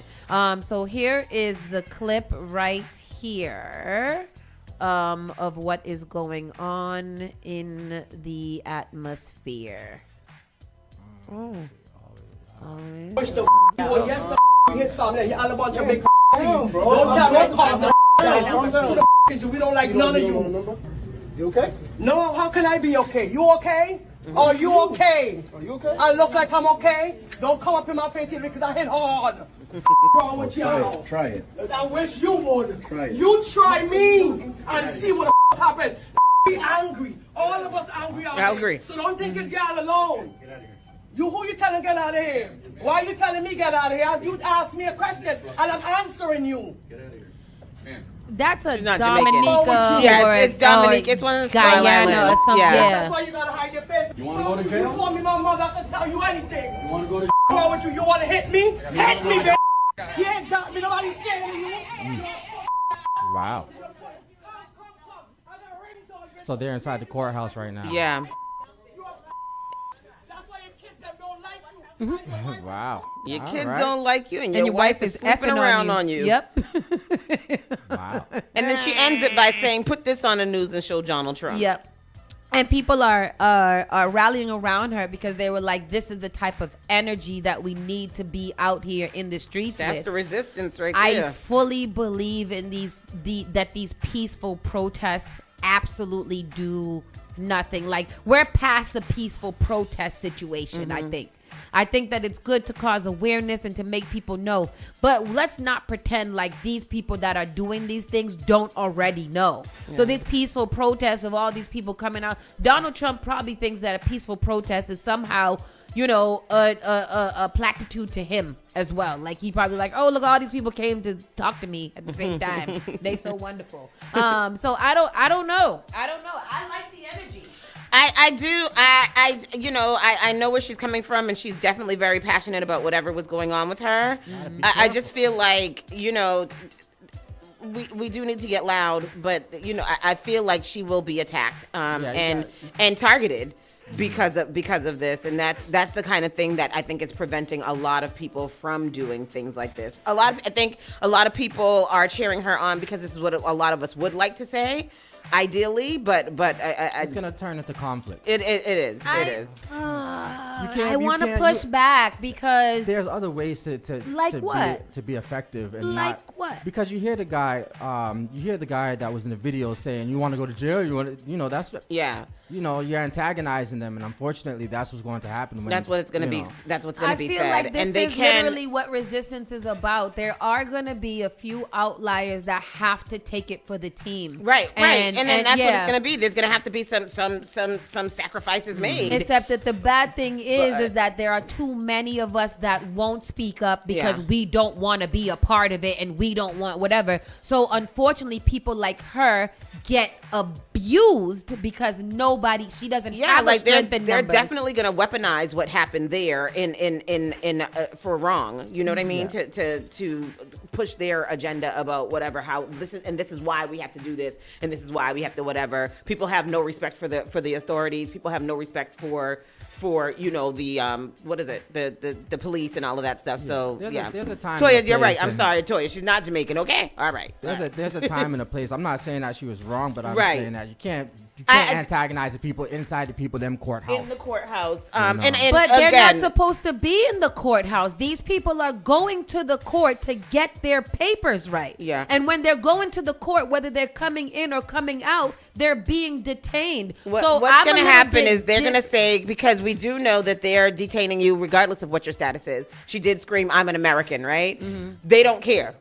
They don't care. So you're damned if you do and you're damned if you don't. So you might as well go out for something instead of sitting there and them arresting you because you didn't say nothing versus her screaming, but that's just me. I'm a rebel. Like, that's where I want to be. I'm a rebel. I'm going to come after you. I'm not going to let somebody else do the job that's for all of us. So, I'm really happy about people like her. She's going to be targeted whether or not she says something. So if you're going to be targeted for doing something. That's how I feel. But I feel you guys too. Like, maybe it's better to everybody just comply and be nice. There are those amongst us who have very rebellious attitudes and very rebellious spirits. I am just not one of them. Yes, I'm not sure where she went. So, you want to carry the next story? Yeah, I'll go to the next story. U.S. Capitol Police are investigating vile and deeply inappropriate symbol found in the GOP lawmaker's office. What happened? It smells so nasty in the office. Oh. So nasty. U.S. Capitol Police are investigating a vile and deeply inappropriate, sorry. What happened? Deeply inappropriate symbol found in a GOP Representative Dave Taylor's office, the congressman said in a statement. The congressman's office has not confirmed to CNN what the symbol was, but Politico reported that USCP, the United States Capitol Police, was called after an American flag altered to include a swastika was found inside the Ohio Republican's office in Washington, D.C. And why would it be in there? Who is he? Anyway, I'm aware of an image that appears to depict a vile and deeply inappropriate symbol near an employee in my office, Taylor said in the statement. The content of the image does not reflect the values or the standards of this office, my staff, or myself, and I condemn it to the strongest terms. Upon learning of this matter, I immediately directed a thorough investigation alongside Capitol Police, which remains ongoing. No further comment will be provided until it has been completed. The Congressman's office referred to the incident as vandalism in a release in Taylor's statement. When CNN reached out to the USCP for comment, the agency sent an auto reply that its public information office is closed for routine business during the government shutdown. Yes, sir. I mean, yeah. What's happening? My headphones are wrapped around the seat and it's pulling me down. Oh, pick me now, hold me down. Oh. So that is the U.S. Capitol Police investigating that heinous crime over there. Pull your mic back a little bit for me. Zoran Mandami, have you guys been keeping up with him? I have. There's a lot going on with him. I like that guy. Me too. I like Who's that the guy. other? It's Eric Adams. Eric's dropped out. It's Andrew Cuomo. Isn't there's a third one somewhere? Cuomo is an independent. Yes. Zoran Mandami is a Democrat. No. He's a Democratic socialist. Oh. Like official title? Yeah, that's what he is. Oh. I'm a Democratic socialist. New York City mayoral candidate Zoran Mandami gave a strong interview on Fox News Wednesday, but the same can't be said for the host, Martha McCallum. During the interview on Fox's The Story, McCallum posed a variety of questions echoing far-right talking points, but if McCallum was hoping to catch Mandami out on his leftist policies, she got something else entirely. While asking Mandami whether his socialist politics were at odds with New York City's reputation as the finance capital of the world, McCallum relieved that she'd gotten a little help from her interview prep from AI. Last night, I ChatGPT'd where is the capitalist and global finance center of the world, and it said New York City, which made me feel good as someone who loves New York City, McCallum said. Is that a moniker you're proud of and one that you want to continue for this city? Well, you should be proud of it, and that is one thing you have to have in common with Andrew Cuomo, because he also uses ChatGPT to answer many questions, including how to actually resolve the housing crisis in the city, Mamdani said, referring to Cuomo's April housing plan that had clearly been made with the help of a large language model. He added that he hoped that New York City, to make New York City the capital of where working people could afford to live in the city. McCollum then noted that Mamdani had no experience as a business person, though why that would be necessary for a civil servant is unclear, and asked him what experience gave him the confidence to run for mayor. Mamdani cited his nearly 6 years as a New York State Assemblyman, representing 130,000 residents in Queens. I've not only delivered more than $100 million in increased bus and subway service, I've also secured $500 million in debt release for working class taxi drivers, he said. McCollum's condescending question seems to echo President Donald Trump, who on Tuesday has criticized Mandami, claiming he had never worked a day in his life. Oh, my God. The Fox News host appeared uncomfortable while pressing Mamdani on his view of law enforcement, and when she challenged him to publicly apologize for calling the New York City Police Department racist and corrupt, he launched into an apology, which McCollum quickly interrupted. In fact, she interrupted Mamdani several times throughout the interview. The interview also opened with a lengthy segment where McCollum probed Mamdani for his opinions about Hamas following the tenuous peace agreement with Israel. Mamdani, whose potential position has little to do with foreign affairs, refused to take the bait. Mamdani has previously faced wildly racist comments from right-wing media and lawmakers, including Trump, who accused Mamdani of being in the country illegally and promised to have the local lawmaker arrested if he should follow through on defying ICE. Oh, my God. What? Just everybody could get arrested, but everybody that should. I can't wait until, what do they call? The something trials. When the Nazis got trialed for doing their job. I was reading about that the other day. Like all the Nazis who were just doing their job, they ended up getting jailed forever, pretty much. And this is what they're saying is going to happen to these ICE agents when the shit hits the fan, is that they're all going down. And I just can't. I hope that I'm here to relish into that movement. But what are the ICE agents? What about the maggots? When is their Well, day of reckoning coming? I mean, their reckoning is coming now once they pass this bill or something like that. And they're already losing all of their rural hospitals. They're already losing all their Medicare. They can't can't have no abortion. They can't have no prescription. They can't have no farming. They can't have nothing. So it's gonna happen to them hard. It's gonna happen. Hit them hard. Hit them in the cookies. In the what? In the tuchus. In the tuchus. Oh, are you want me to keep going or you? Oh, me? Yes, please, because I'm doing it great. Sorry. The Supreme Court suggests it could weaken Voting Rights Act and hand the GOP the House. That's weaken the voting rights. That's exactly what they're doing. If anybody out here thinks that that's not what they are doing and trying to figure out how to get rid of the midterm so they can stay in power for the rest of their days, then I'm not sure where we're at and what y'all been not listening to. The Supreme Court heard oral arguments on Wednesday in a major voting rights case that could cement Republicans' control of the House, with the court's conservative majority signaling they could substantially weaken a protection in the Voting Rights Act that helps prevent racially discriminatory practices. The Supreme Court heard oral arguments in a pair of cases concerning a long-running dispute over Louisiana's congressional map after state lawmakers first drew a map that only had one majority black district, prompting a lawsuit alleging the state was diluting the votes of black residents.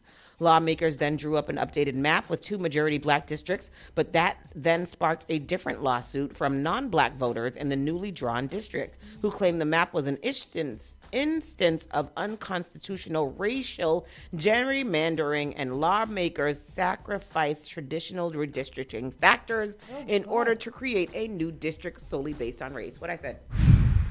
I have something. There we go. What? Protect our vote. Yes. Voting rights advocates rallied outside the U.S. Supreme Court on Wednesday as the 9 justices heard arguments challenging a key provision of the Voting Rights Act, the landmark civil rights law that prevents racial discrimination in voting. This case is about the black and the brown. This case is about the people whose voices, votes, and very vitality stand and hang in the balance. The case involves the composition of electoral districts in Louisiana, where black people make up roughly a third of the population. During oral arguments, the conservative justices signaled their willingness to undercut Section 2 of the Voting Rights Act, which prohibits electoral maps that would result in diluting the power of minority voters, even without direct proof of racist intent. Here's conservative Justice Brett Kavanaugh. This court's cases in a variety of contexts have said that race-based remedies are permissible for a period of time, sometimes for a long period of time, decades in some cases, but that they should not be indefinite and should have an endpoint. A group of black voters appealed the lower court's finding that a voting map that added a second black majority congressional district in Louisiana was guided too much by racial considerations, in violation of the constitutional promise of equal protection under the law. Lawmakers are allowed to draw maps to favor their own political parties and protect politicians already in office, known in the U.S. system as incumbents. Conservative Justice Samuel Alito pressed this point. Isn't seeking partisan advantage also an objective that a legislature may legitimately seek? The attorney for the black voters, Janae Nelson, president of the NAACP Legal Defense Fund, said that is not true if the partisan line drawing comes at the cost of the equal protection principle. Liberal Justice Elena Kagan tried to focus the arguments on the real-world impact of a decision gutting Section 2. Kagan asked Nelson what would happen if Section 2 ceased to operate. No, somebody break that down for me, what it's saying here. Yep. Yep. No. You might need Carlos. I only know that the most I'm able to explain is that they are trying to make the map cover more white areas, which take away from the black votes in those areas. So they're trying to maneuver the maps so that they can get more votes. It's so funny because Carlos was trying to explain this to me in a way yesterday about something else, and I was just like, So what that mean? Like at the end of his explanation, I'm like, what it mean? You know what term I do not like? Gerrymandering. Yeah. What is that? It's such a stupid word because why did y'all who couldn't came find up a with different? that? It couldn't just be a redlining or gerrymandering. That's so dumb. Who's it named after? It's named after know. Jerry. The manipulation of an election how you say that? Constituency.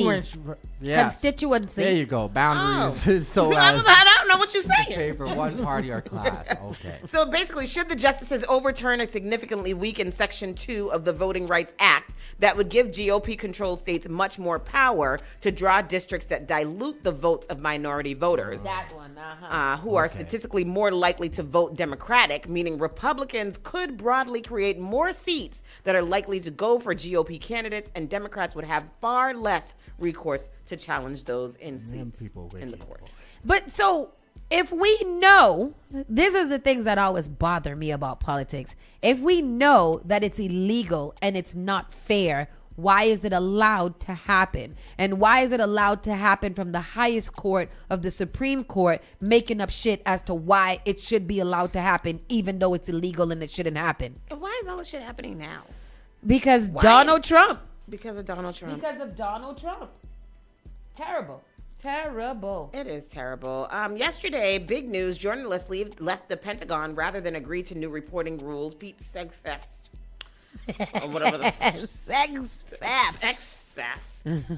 Dozens of reporters turned in access badges and exited the Pentagon on Wednesday rather than agree to government-imposed restrictions on their work, pushing journalists who cover the American military further from the seat of its power. The U.S. government has called the new rules common sense. This was very surprising because a lot of the major journalists and news outlets gathered, including Fox News, left yesterday because they was like, we're not agreeing to that because that's bullshit. Bull doo-doo. News outlets were nearly unanimous in rejecting new rules imposed by Defense Secretary Pete Hegseth that would leave journalists vulnerable to expulsion if they sought to report on information, classified or otherwise, that had not been approved by Hegseth for release. I really, really despise the thought that somebody that is a Pete Hegseth has so much power, and that is really bothersome to me. Over our whole damn military, the Pentagon, all of our defenses, this is who we have in there, this complete jackass. And I don't know who I abhor more. Is it Pete Hegseth or Donald Trump? I can't stand neither one of them. Many of the reporters waited to leave together at a 4 p.m. deadline set by the Defense Department to get out of the building. As the hour approached, boxes of documents lined the Pentagon corridor, and reporters carried chairs, a copying machine, books, and old photos of the parking lot from the suddenly abandoned workspaces. Shortly after 4, about 40 to 50 journalists left together after handing in their badges, and they did a joint statement. Can we find that? The joint statement from the journalists. I wonder if this is I wonder if he's saying it right now. Let me see. Just for reporting on things that would subdue by Defense Secretary Pete Hegseth. The Pentagon wanted them to sign off on new rules that would subject them to being thrown out of the building just for reporting on things that the Defense Secretary has not approved previously. Journalists from outlets like the Associated... I don't have the joint statement. Yeah, I'm still looking for it. That's crazy. Let the journalists be journalists, God damn it. Yeah, like, what are you talking about? You have to approve what they say. So it's the joint statement. So it's ABC News, CBS News, CNN, NBC, and Fox News. Issued a joint statement on Tuesday afternoon condemning the new rules and refusing to sign the paperwork. Today, we join virtually every other news organization in declining to agree to the Pentagon's new requirements, which would restrict journalists' ability to keep the nation and the world informed of important national security issues. The policy is without precedent and threatens core journalistic protections. We will continue to cover the U.S. military as each of our organizations has done for many decades, upholding the principles of a free and independent press. beyond the big cable and broadcast networks. Reuters, the Associated Press, the New York Times, the Washington Post, the Atlantic, and NPR have all said that journalists from their newsrooms will not sign onto the Pentagon's restrictions. Editors and reporters across all news outlets have said they'll continue to thoroughly cover the U.S. military with or without press credentials. Some well-known members of the Pentagon Press Corps have used the credentialing controversy to encourage tipsters to get in touch with them. So everybody is like, yo, F you, that's crazy. That's crazy. Yeah. That's a GD mess right there. Man suspected of starting the Palisades fires had been indicted. He faces 45 years in prison. This is the big fire that I think is still burning in some parts of California. That's terrible. So he has been indicted and facing 45 years.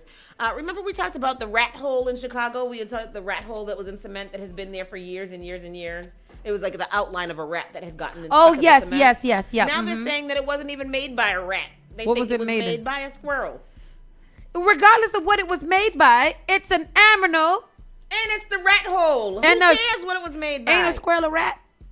Yeah. A rat that climb trees and fly? It's a less disgusting rat. Yes. But still rude. I saw the largest rat yesterday crossing the street. It was the size of a small possum. And I said, well, goddamn, that's a big ass rat. You had some experience. I had some experiences. My son had to come from school and save my parents' home from two tiny little rodents that had found their way onto a small, I don't even know where the damn trap came from. So I don't even think we have those in the house. Every time I hear this story, I get chills in your butt. It was two little tiny ones that were caught on the trap. I first saw Sparkle sitting there looking around. I'm like, what the heck is looking around at? I said, ow! And I immediately left the house. There was no thought process. They were in the corner away from everybody else, anything. I just noticed because the dog was over there. I went to go look. Immediately ran out the door. Yeah. No shoes on, just out the door. Absolutely. Some might say that's a tad bit dramatic. Nah, I don't think so. It's not dramatic. I think left my apartment one time with my child. I picked up my baby and left. I called everybody that called. I called Tony. She refused to come help me. Hell no. I called my dad. His phone wasn't going through. My mom didn't have her phone. CK wasn't going up. So I did the next best thing. I went to my own home. I literally thought about calling Tristan too. And I was gonna go and I was gonna pick Tristan up from his home and bring him back here. I don't know. Figure it out, Tristan. That's not that's my pay grade. You gonna figure it out, Tristan? You're not scared of them. I know you're not. So then when CK came home, I'm telling CK the story. I'm explaining it just like this. He's like, "What?" He transforms into hero and he goes and I was like, oh, let me help the boy out to set him up for sex. So I put on a dustpan and put the plastic bag over the dustpan and I'm like, oh, we got something to trap it in. He goes, he takes the broom, he puts it in there, then they stick to the damn broom and I'm like, stick to the broom. I'm screaming. Sparky's looking at me, jumping on me. Everybody's screaming.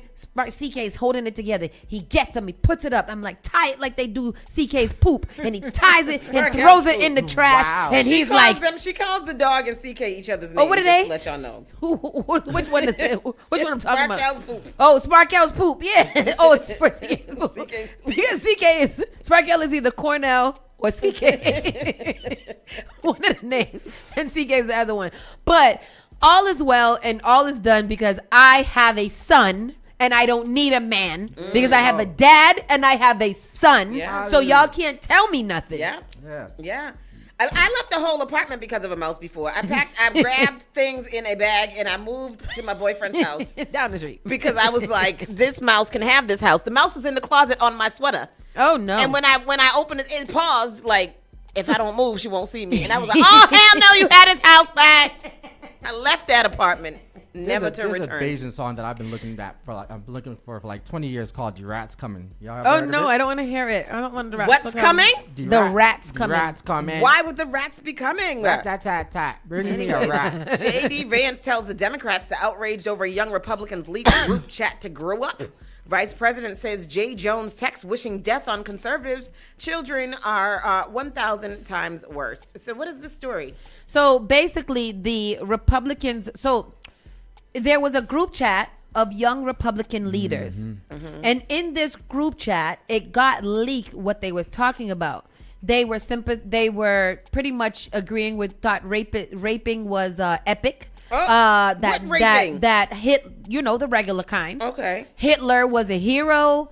DEI is terrible. He referred to black people as the watermelon people or the monkeys. There's a bunch of them. There's a lot of them. Oh my so gosh. what's good? So they got this opened up because these are the next phase of Republican leaders that are vowing for their time in the White House or to represent the Republican whatever. And basically all the Republican leaders now, the adults, I was like, oh, that's fine. They was just joking. Y'all are being too sensitive. Relax. Even Penis Johnson was like, he was like, that's not anything. That was just jokes. It wasn't a big deal. What is a big deal? What's a more national threat is naked people riding bikes and stuff. Excuse me? What are you talking about? Excuse me? Here we go. Let's go to this clip right here that Tristan has put up for us. Here goes that clipiando. Epic. The chat includes anti-Semitic Turn it around, comments Tris. and racial slurs, Pull political opponents. Group chat involving leaders of some young Republican groups, as reported by Politico. The outlet obtaining more than 7 months' worth of Telegram messages in which they say members muse about using gas chambers against political opponents. I'm ready to watch people burn now, one person responds. Another describing rape as epic. The chat includes anti-Semitic comments and racial slurs against black, Latino, Asian people, and other epithets used more than 250 times, according to Politico. The outlet says one person, after being told backers would support the most right-wing candidate for a leadership role, responded, "Great, I love Hitler." At another point, someone writes, "If we ever had a leak of this chat, we would be cooked." NBC News has not independently obtained or verified the messages, which reportedly involved political advisors and strategists in New York, Arizona, Kansas, and Vermont, including a state senator there. It's revolting, it's disgusting, it's obnoxious. It's the kind of garbage the worst kinds of people say when they think no one is watching. Now, at least 3 people involved in the chat are reportedly out of a job. The Kansas young Republicans deactivated, and many condemning the hateful rhetoric. Disgusting. If they have government jobs, they should be fired. It's reprehensible. Vice President J.D. Vance today downplaying the messages. I really don't want us to grow up in a country where a kid telling a stupid joke, telling a very offensive stupid joke, is cause to ruin their lives. But people who say anything about Charlie Kirk getting killed is what? In an earlier post, Vance says he refuses to, in his words, join the pearl clutching, saying what's far worse are the violent text messages that have upended Virginia politics. The Democratic candidate for Attorney General there in 2022 suggesting one of the state's top Republicans should get, quote, 2 bullets to the head. Jay Jones, days ago, apologizing. I am deeply, deeply sorry. I should have never done it. It's very embarrassing to me, and certainly I regret it. As for the young Republicans chat, the national board says anyone involved should resign, and the governor of Vermont is now calling on a state senator there to do just that. That lawmaker has publicly apologized, but stopped short of stepping down. Tom? Hallie Jackson for What they stepping to? No, we thank you for If y'all watching. think that any of these people are going to feel bad, I think it's disgusting how J.D. Vance, like you said just now, these children could joke around and say whatever, but people who are quoting Charlie Kirk are being fired from their jobs and doxxed and all kinds of things. These Republicans are so spineless and emotionless that it's very scary. They're so severely immature, and I can't take it. Because these are our leaders being run by people who are so friggin' immature really, really makes me upset. J.D. Vance is the vice president of the United States of America, and he's like, I don't want to live in a society where we're so sensitive. John David Vance, get it together. Do y'all think that his wife is embarrassed by him? No, because she has been indoctrinated into the place of Indianism that feels like she is white adjacent because she has a white children and she has a white husband and they live in Whitesville. I don't think Republicans get embarrassed. They don't feel anything. They don't have feelings. Any embarrassment? No. Oh my God, I'm so easily embarrassed. That's so disgusting. Like, I couldn't imagine my man out there talking this foolishness, and I'd be like, look at him, he's so good. He's so presidential. Oh my gosh. And I can't, I wish I could get into the mindset of the other side sometimes. I really do, to see where they're seeing it from, because I just don't get it. Wow, that's crazy. We'll never get it. They're just dumb. They're dumb. Really Dumb and heartless, and that's a really piss poor combination, because you just don't have nothing to even live for. You just a dumb bastard. It's unfortunate because they're not seeing the harm that the next generation is going to suffer because of their foolishness. Because they don't care. Suffering. Do you guys see what is happening in the world? Like, nobody feels safe. Everybody is so guarded. Everybody is so under pressure. Everybody has anxiety, and it is all. And then we have to live in this world that is just a freaking mess. It's awful here. I hate it. Hate it here. I hate it here. Hated it. Hate it. Go. What's me? Let's we'll just go through. I got you. I just submitted the damn grant. Thank you, Jesus. Dr. Renegade said they're sociopaths. Absolutely. Yeah. Had to send up a little prayer first. Oh, and then Los Angeles has declared a state of emergency to combat the ICE agents. Oh, so one of those, is it Los Angeles? I think it's Chicago that they got something blocked that they cannot. ICE cannot enter into hospitals, courtrooms, or schools. Okay. If they do, they have now been given the okay that they can now be arrested for doing those. Love that. If you're going to get somebody, you got to get them on your own merit, but you're not going to come into these courthouses and start snatching people, or schools, or damn hospitals where people are getting cared. But what about when they was using a helicopter to drop down on that neighborhood that night? Drop down and get your ticket. I don't know. That was still a crazy story that we have not dived into yet, but we shall. We shall. Okay. Quick entertainment. Quick. Neil Long and Lorenz Tate are reuniting once again. Yes. For what? Okay, good. A little grown up, a little movie. Yeah. All right. I'm down for that. Yep. Befuddling biblical blow up. NLE Chopper fires back at Jonathan Majors after he questioned his Christianity comprehension. NLE Chopper and Jonathan Majors, why are they in the same sentence? Yeah. How did you guys start speaking towards each other?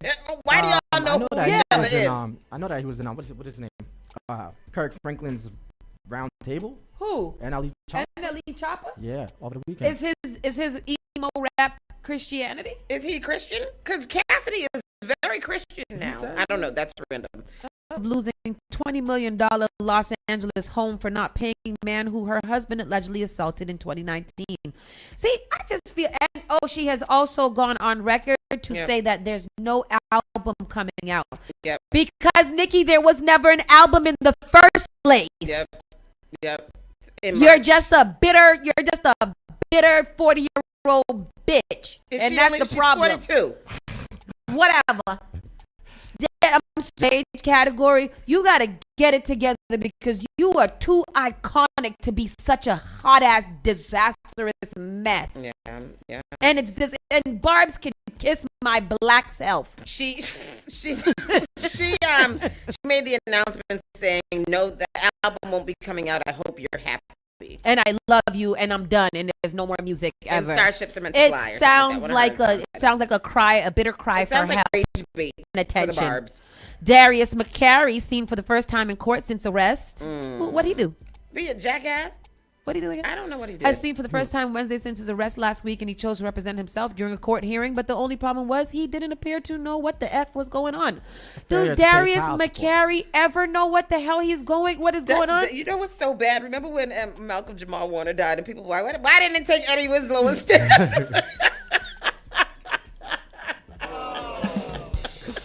Oh man, that's hard. I don't have a comment. I don't have a damn comment, because this one right here, this Darius McCary, he has been the absolute bane of anything logical in existence since the time that he was dealing with Corinne Steffens. Yeah, all the way. Superhead. Now he's with the Star. What is her name? Star. The gay. She's a trans woman, a trans woman, and he's with her now. Yeah. I think this show messed him up. I think that the duality between Stefan and Steve Urkel had nothing to do with him. Maintain his nothing to do with celebrity status. That's what messed him up. Stefan had nothing to do. He couldn't. It was too confusing for his brain. So while he was going through his young life and trying to get it together, he's like, "How can these be two people?" So from now on, I gotta be two people too. And he I was got on drugs trying to figure that out. Exactly. Poor So you thing. guys got to pay attention. Poor thing. New England's Stefan Diggs' new bestie has fans screaming after they realize she's linked to Cardi B's drama. OMG, Stefan Diggs. Oh, like, Lord. what, you know, is there anything nice to say about him? You know what the problem is the Patriots are winning right now, so Stefan doesn't need to behave, and I think that's what the problem is. I think ego has taken over him, and I don't like him. He's fine, but I don't like him. He's messy. Yeah, he is messy, and I don't like that. He's upsetting me he's and my besties homegirls. with the girl Offset kept cheating on Cardi B with. Yeah. Yeah. Oh.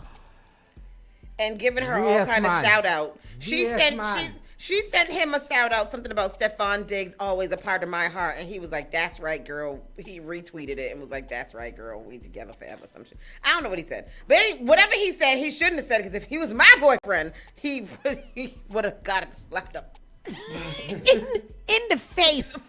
Slapped him in the face. In the face. Are you crazy? That's when violence is definitely necessary. Yes, Sydney Star, Evan Disa. No, it's not Sydney Star. Her name is Pre. No, the new girl that Darius McCary was sorry. was Yes, with. yes, Yeah. Sorry. Why kids are using the slang term 6'7". 6'7". And teachers are banning it from classrooms Can you read because that? Because what is it? it's stupid. I know what it is. What is it? It came from a song that somebody sang, and it LaMelo refers Ball to is 6'7". LaMelo Ball, who was 6'7", and then from there, it's just, how did the internet describe it to me the other day? Because I had to ask ChatGPT. It was like, when we used to say, like, no diggity or something like that. That's what 6'7" is. But in the kids' world, it's just stupid. There's stupid children saying stupid things. But they keep on saying it. What is it? That was yesterday. I give CK a damn his food. 6'7". What? Let me talk about my height. It's crazy. Hood Trophy Bino breaks up with Christian Rock for refusing to get Blueface tattoo removed. She's got a new boyfriend? Yes, but his name is Hood Trophy Bino. So what caliber of men does she love? So from a Blueface to a Hood Trophy Bino. Nobody don't have a nice name like Chester and Malcolm. Like everybody got to be a mess. And I mean, I think that just off the strength of it's ugly, that she should remove it. But because what do I just know? off the strength of, why the hell did you ever do that in the first place? Second of all, she has his face and then his name on her eyebrow, and I didn't know that the foolishness. Why ladies be choosing their face to show their Don't she got his picture on her tooth too? I think the tooth ain't been out. It ain't been in for a while, so I think she might have lost it. That might have been her dismantling. And then, we got into this already. Nicki Minaj announces that there is no March 2026 album coming out that she never had planned in the first place. Y'all just be saying anything. Oh, that was some rough news. That was. I want to give Nikki a hug. I don't. And like as a Trinidadian woman to Trinidadian woman, let's sit down over some dowpery and have a conversation. Because what's going on? What's wrong with you? It sucks to be that insecure over your own stardom. Why, you're going down in history as being one of the best to ever do it. Like goated. You are literally goated, and you're out here acting a plum ass fool, and I think it's just so terrible. But it has to be the drugs, right? It is the tussy. The drugs. It's not just her. She need It's her too. It's her confidence. She ain't got no confidence, man. She For her to have so many Nurse accolades is so sad. Yeah, she's yeah. That's But why though? Like she's such down a bad. beautiful girl too. Can't get right. Oh, Can't get right. Terrible. All right, you guys be blessed. If anybody is attending the Caribbean Leaders meeting today at City Hall Plaza, that will be from 4 to 7, where Caribbean leaders and stakeholders from all over Boston will gather together to discuss how we move the Caribbean forward. Beautiful. In Boston. The Caribbean culture. Also, is there any events for Boston for Fashion Week today? Yes. No. I will tell you right now. But in the meantime, it is Open Streets. Don't forget about Open Streets. Is on Saturday, and today's only Friday, so you have time. Today's the 17th. Today's the 17th. Oh, so tomorrow. Okay, so today's the 16th. At Caribbean Fashion Week is the Creatives Mixer. Yeah. Models, designers, photographers mix and connect to create something more. And that's going to be at the Bruce Bowling Building. And then tomorrow is the Rise Fresh Faces, Bold Designs fashion show at Roxbury Community College. That's the big fashion show? No, the big one is Saturday. Okay, Saturday. Oh, there's stuff happening Saturday. There's mad stuff happening Saturday. Okay, all right. So we got that going. We're ready to go. And you guys be blessed. Don't be stressed. Word up. To your mother. Bye. Mother.